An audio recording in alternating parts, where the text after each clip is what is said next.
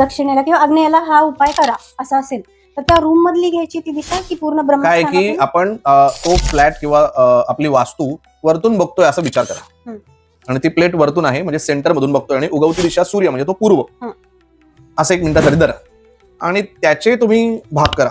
तेव्हा तुम्हाला समजेल की आपल्या इकडचे काही भाग म्हणजे हा झोन म्हणजे आग्नेय, हा झोन म्हणजे जसं मी नेहमी सांगतो की एक पिझ्झा कटर जसं असतं पिझ्झा, तसं त्या सेंटर पासून तो असा दिशा वाढत चालली. तो एक केंद्रबिंदू आहे आणि तिथून ही दिशा अशी वाढत चालली. मग ते त्यातले काही पार्ट किचन मध्ये येईल, काही बेडरूम मध्ये येईल, काही बरोबर हॉलमध्ये येईल. बरोबर. तर एखादा उपाय जर सांगितला एका पर्टिक्युलर दिशेचा तर ते कुठल्या रूम मध्ये करायचं? कारण कसं असतं की याचे 9 गुणिले 9 81 असे पार्ट केले जातात. ते 81 पार्ट केल्यानंतर आपलं घर किती बाय कितीच आहे त्याच्याने हे पदमंडल पडतील की हा इतक्या बाय इतक्याचा ब्रह्म आला, इतके बाय इतक्याचा हा अनिल अग्निपद आला, इथं नभपद आलं, असे हे पद पडतील. मग त्याच्यानुसार ठरेल की त्या पदावर आहुती द्यायची आहे, बलिदान करायचं आहे. म्हणजे काही वेळेस त्या ठिकाणी ती देवता ऍक्टिव्ह करण्यासाठी